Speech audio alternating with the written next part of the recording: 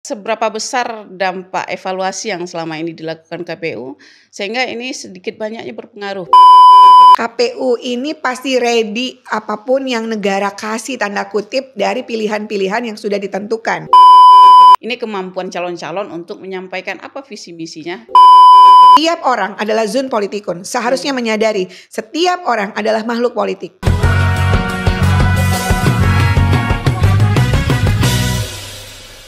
Assalamualaikum warahmatullahi wabarakatuh.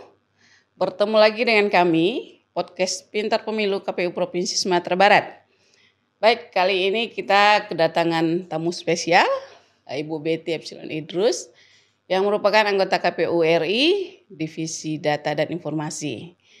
Baik Ibu, apa kabar? Sehat, Assalamualaikum. Waalaikumsalam warahmatullahi wabarakatuh. Baik Ibu, kita kali ini tidak bahas data pemilih ya Ibu ya. Oke. Kita akan bahas terkait dengan isu yang sangat kontroversi hari ini, di mana dengan putusan MK 135 akan merubah desain pemilu ke depan.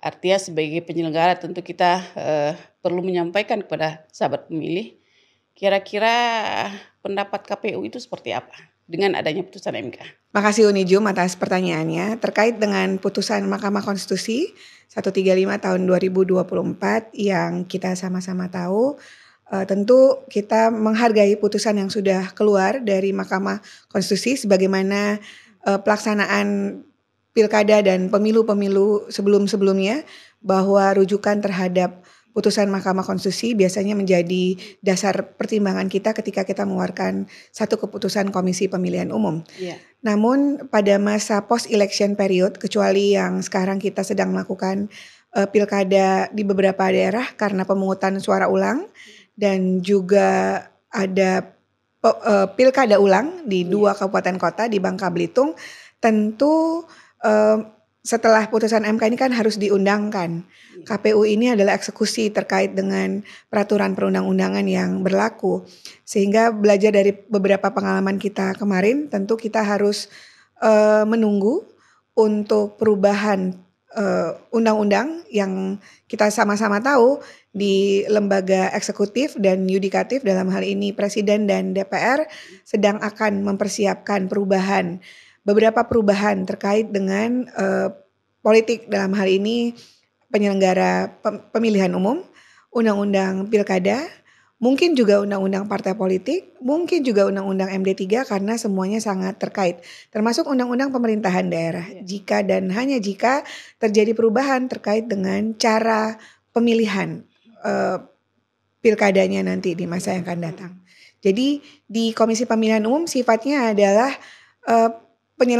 pelaksana terhadap, Ya, menunggu lah ya. Ya, pelaksana terhadap peraturan perundang-undangan. Iya. Oke, baik Ibu. Tadi ada bahasa pengalaman.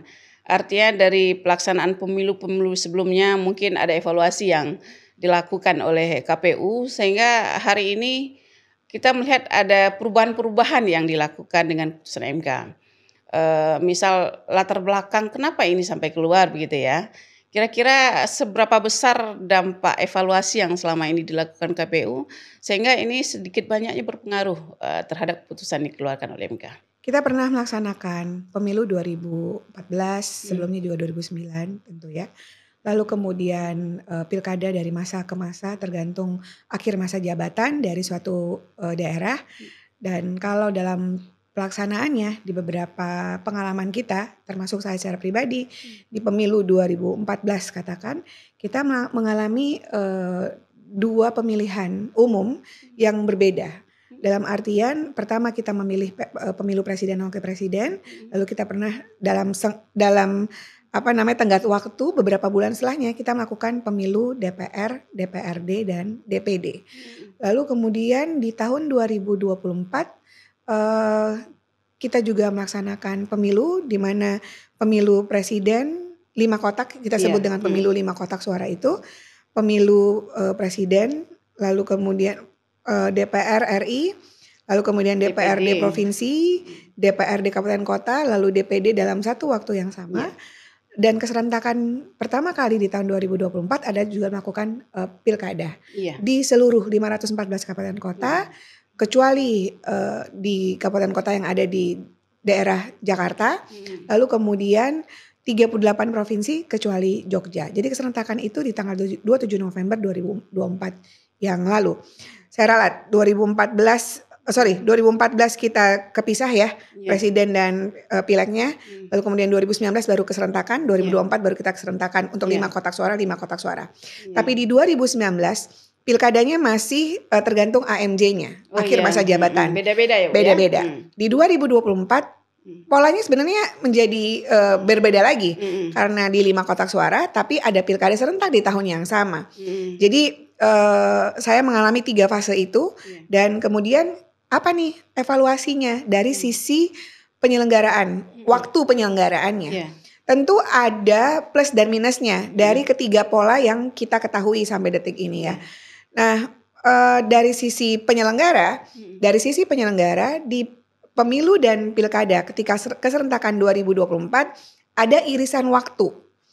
Irisan waktu antara pemilu yang belum berakhir karena pemilunya berakhir saat presiden dan wakil presiden terpilih itu dilantik 20 Oktober 2024, sesungguhnya ada masa irisan di mana kita sudah melakukan pilkada dari sisi tahapan awal NPHD begitu ya, lalu dari sisi penganggaran dan lalu dari sisi persiapan teman-teman, baik dari sisi rekrutmen PPS PPK-nya untuk pilkada begitu ya.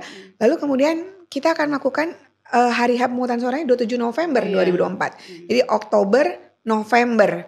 Memang alhamdulillahnya kita menyelenggarakan pemilu itu saat pemilu berakhir, kita melakukan pemungutan suara. Lalu kemudian memang ada jeda di mana kita hanya mempertanggungjawabkan kegiatan kita di Mahkamah Konstitusi untuk beberapa pemilu 2024 begitu ya.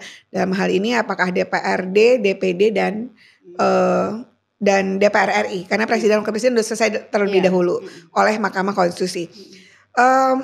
Jeda waktu yang maksudnya kita baru tarik nafas, inhale lalu exhale, tiba-tiba kita harus inhale lebih cepat untuk penyelenggaraan pilkada 2024. Sejauh ini sih alhamdulillah masih bisa kita solusikan. Misalnya PPS PPK itu yang kita rekrut adalah PPS PPK yang sama dengan pemilu 2024 kecuali dia bermasalah. Kecuali dia ditengarai bermasalah dan kemudian dievaluasi. Dan kita tidak punya kesempatan lagi untuk cross check apakah yang bersangkutan itu secara secara pengetahuan cukup, kesehatannya cukup, begitu ya, dan seterusnya. Nah, lalu kemudian kita mengelaborasi lagi mana nih tahapan yang sesungguhnya nggak usah diulang dari nol, begitu ya. Dan kita alhamdulillah masih punya pengalaman saat pengadaan logistik, karena pemilu tuh jauh lebih ribet logistiknya daripada ketika pilkada 2024, karena 5 kotak suara. Surat suaranya banyak banget dengan jenis-jenis yang berbeda dengan dapil yang banyak.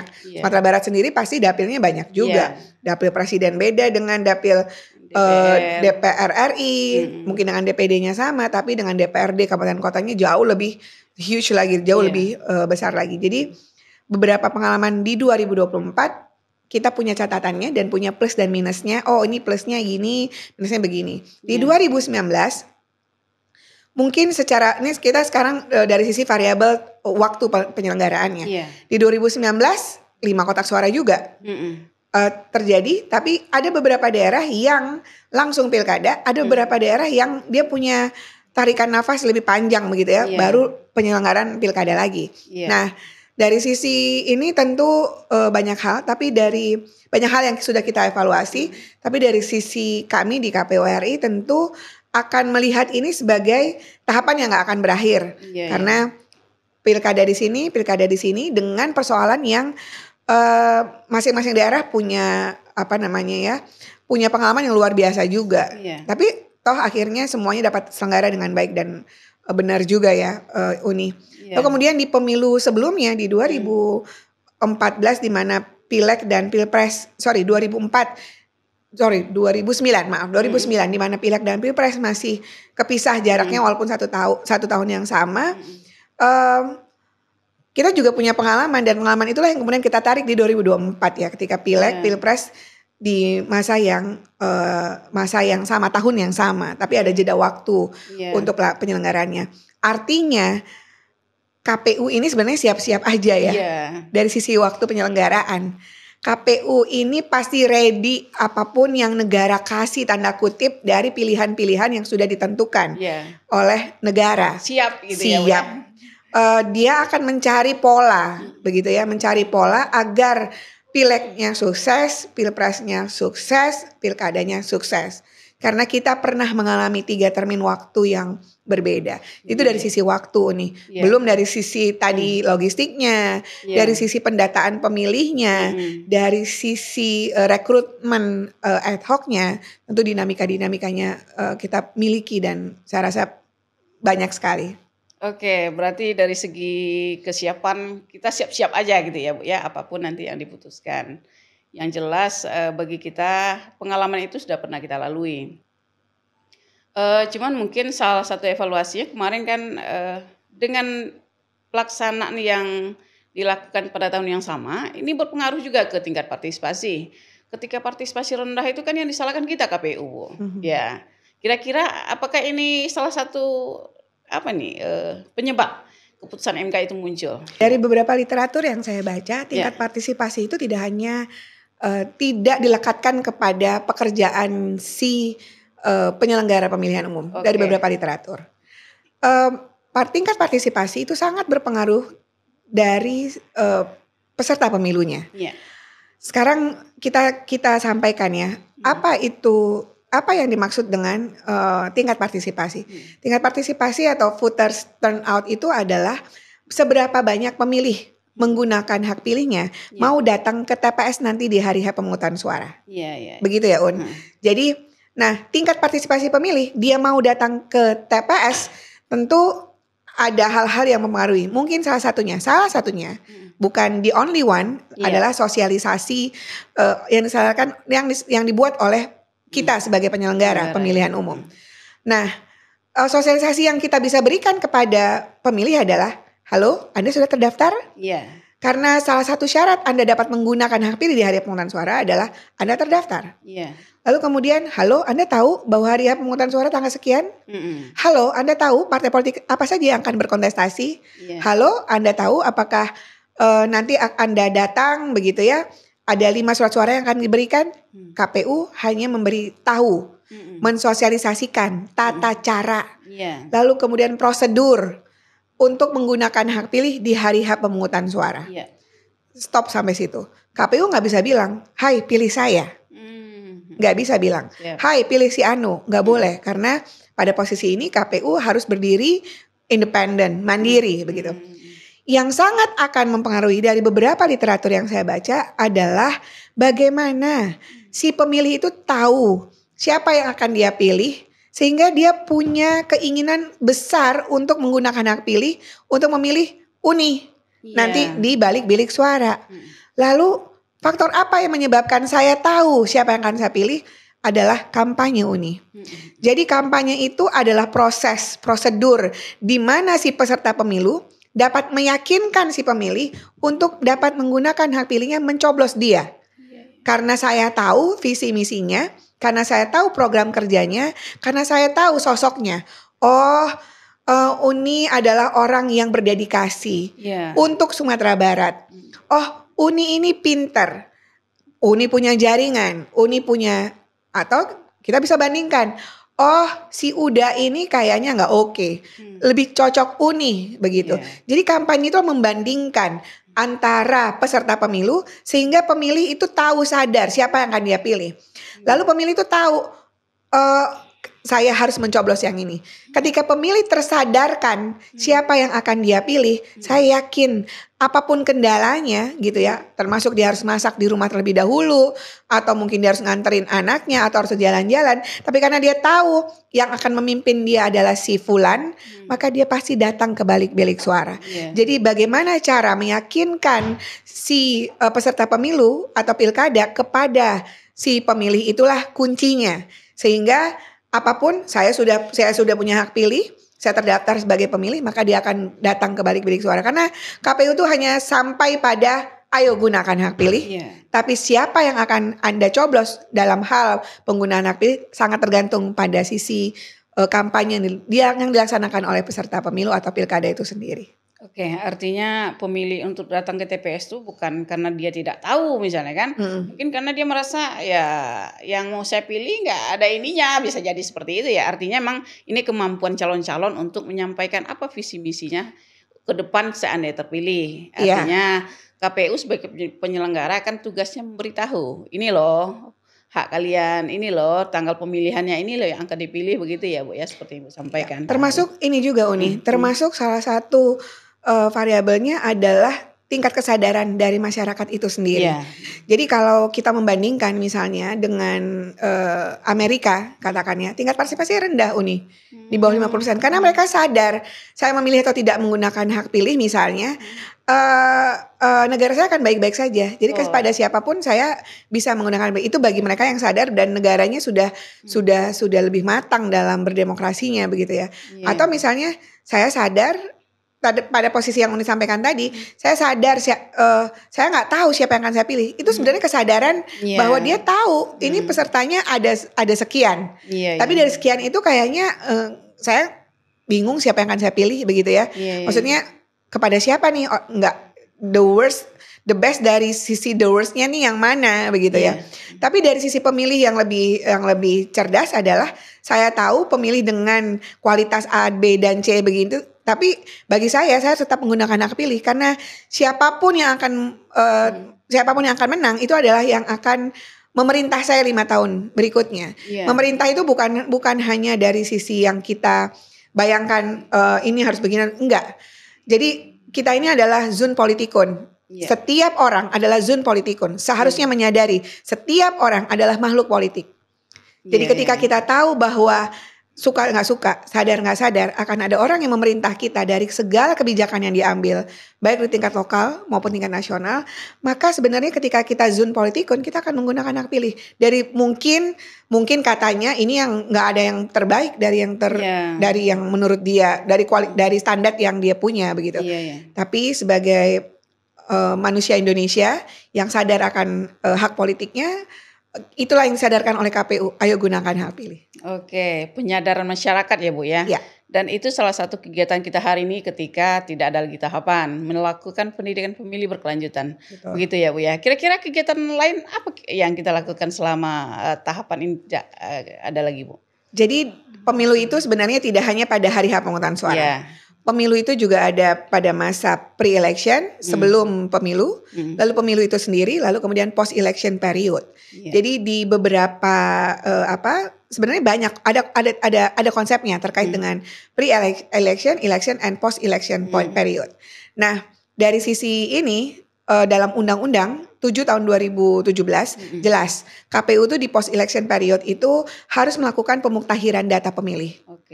Kita tahu bahwa ketika kita memuktahirkan data pemilih, it's not easy anyway ya, itu nggak mudah karena masyarakat.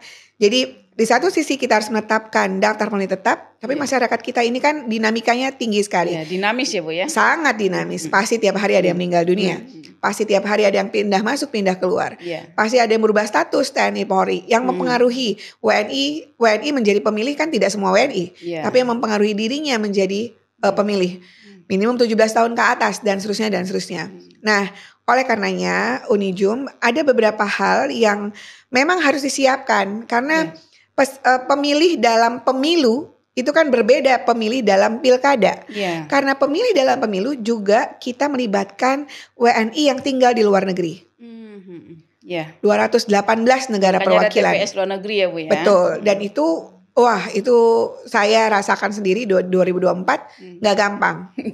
Nggak gampang karena lapor diri masyarakat kita ketika dia sudah stay atau dia sudah keluar dari suatu negara balik ke negaranya atau mungkin ke negara yang lain untuk bekerja, itu lapor dirinya rendah sekali.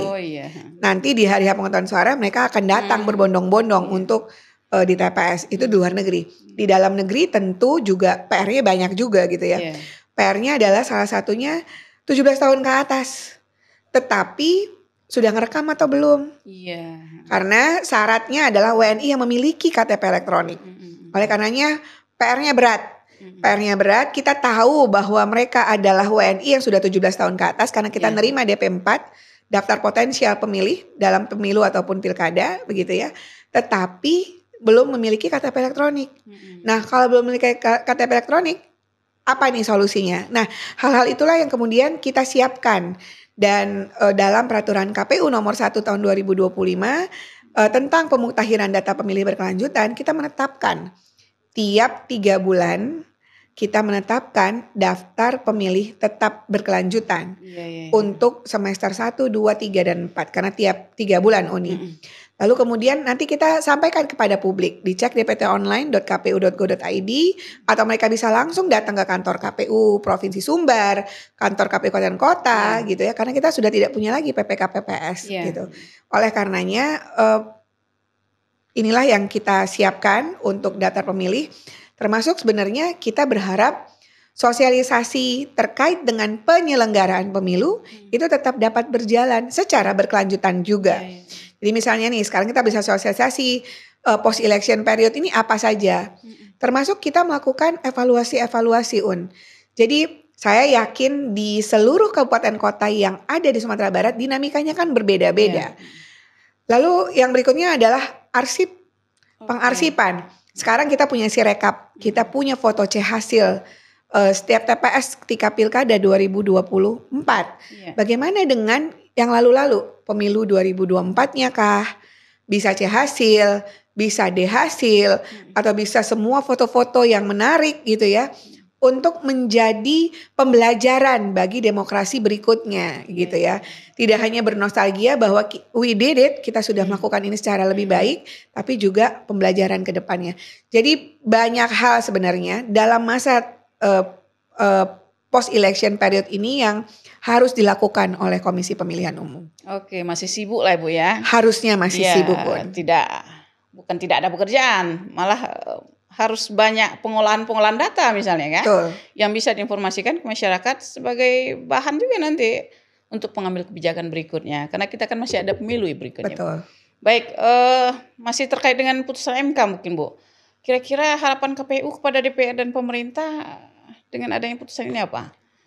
Putusan MK ini kan tidak hanya terkait dengan putusan tadi ya, memisahkan antara pemilu nasional dan pemilu lokal ya. Tapi juga banyak hal yang terkait terhadap partai politik, terhadap syarat pemilih, terhadap kapan kita akan melakukan tadi tenggat waktu keterpisahan ini, bagaimana cara itu diserap, diabsorb oleh pembuat undang-undang, dalam hal ini DPR dan pemerintah, dan sebagai penyelenggara sebaiknya diselesaikan lebih cepat. Kenapa? Karena kita harus membuat turunannya. Membuat peraturan KPU-nya begitu. Lalu juknis-juknisnya. Lalu juga kita harus sosialisasikan kepada masyarakat, kepada peserta pemilu begitu ya. Lalu kepada masyarakat luar bahwa demokrasi Indonesia akan seperti ini pasca perubahan terkait dengan beberapa undang-undang.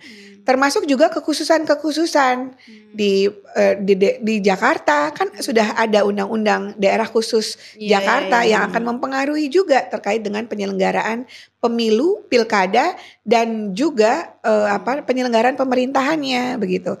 Nah, oleh karenanya akan sangat banyak undang-undang yang terkait terhadap beberapa putusan Mahkamah Konstitusi yang sudah keluar begitu. Jadi kami berharap ini bisa diselesaikan jauh-jauh hari gitu ya sebelum pre-election periodnya jalan. Jadi kan misalnya nih waktu pemilu 2024 penyelenggaraan pemilu dimulai 20 bulan sebelum hari H pemungutan suara. Berarti kan 1,5 tahun itu ya Jadi kalau misalnya pemilu kita setiap 5 tahun sekali berdasarkan Undang-Undang Dasar 1945, maka 2029 kita ini akan ada pemilu lagi. Kalau ditarik 1,5 tahun sebelumnya, maka tahun berapa? Tapi kalau bisa jangan pas tahapan dimulai 20 bulan. Kenapa? Sekali lagi, kita tuh punya banyak PR untuk sosialisasi, tidak hanya kepada kita dalam hal ini penyelenggara pemilu, tapi juga kepada peserta pemilu. Dia harus mempersiapkan kader. Iya, iya. Tapi juga terhadap pemilih kita. Oh, dia tahu nih akan ada pemilu berikutnya, pilkada berikutnya. Iya, kalau sekarang kan kita lihat perdebatannya masih banyak ini terkait dengan putusan MK.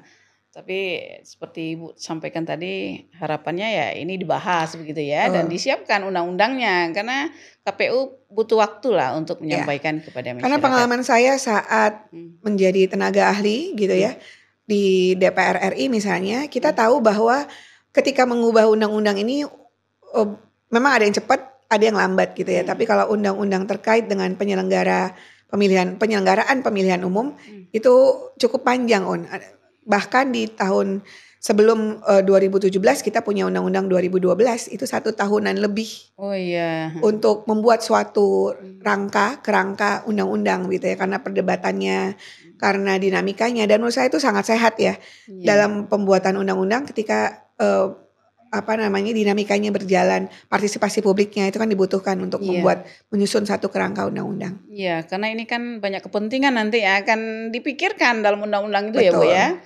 Ada masyarakat di situ, ada partai politik begitu ya, sehingga memang harus dibahas segera kalau menurut kita sebagai penyelenggara begitu ya. Betul. Bu ya. Mungkin untuk closing statement lah terkait dengan putusan MK seperti apa Ibu? Terhadap teman-teman, sahabat-sahabat yang menonton podcast Pintar Pemilu KPU Sumatera Barat, tentu dari sisi penyelenggara pemilihan umum, teman-teman yang menyaksikan Pintar Pemilu ini, kita menunggu saja ya, menunggu dari sisi penyelenggarannya seperti apa, karena kita ini eksekutor terhadap undang-undang yang sudah ada begitu. Jadi kita tunggu, dan kepada masyarakat tentu kita berharap Bapak Ibu semua kalau misalnya Bapak Ibu menyatakan ada anak saya nih yang sudah 17 tahun baru sekarang, itu harus sadar bahwa dia harus terdaftar dalam daftar pemilih kita. Jadi cek dirinya ya agar terdaftar di sekarang untuk pemilu berikutnya. Jadi jangan tiba masa tiba akal, jangan pas mau pemilu baru tahu anaknya sudah 17 tahun atau sudah punya hak pilih, saya sudah pindah. Tolong lapor dirinya sebagai pemilih. Jadi aktif sebagai pemilih begitu ya. Itu jauh lebih bermakna nanti untuk penyelenggaraan pemilu atau pilkada berikutnya, untuk demokratisasi kita di Sumatera Barat jauh lebih baik. Saya rasa itu, dan kita berharap juga kepada pembuat undang-undang agar bisa disegerakan penyelesaian terkait dengan perubahan undang-undang. Apakah itu untuk penyelenggaraan pemilu, apakah untuk partai politik mungkin, apakah untuk pemerintahan dalam hal ini MD3 dan juga pemerintahan daerah juga dapat selesai dengan segera. Oke, terima kasih Ibu atas pencerahannya terkait dengan putusan MK. Mudah-mudahan ke depan ini kita tetap bisa terus berkontribusi lah untuk perkembangan demokrasi di Indonesia. Tentunya sebagai penyelenggara pasti akan dilibatkan nanti dalam pembahasan ya Ibu. Ya, terima kasih sekali lagi. Sehat-sehat Ibu. Mudah-mudahan seluruh pekerjaan yang sudah direncanakan untuk post election ini bisa terlaksana dengan baik. Demikian podcast kita kali ini. Semoga apa yang disampaikan ini bisa menjadi ilmu juga bagi sahabat pemilih semua. Dan sampai jumpa pada podcast berikutnya. Assalamualaikum warahmatullahi wabarakatuh. Assalamualaikum warahmatullahi wabarakatuh.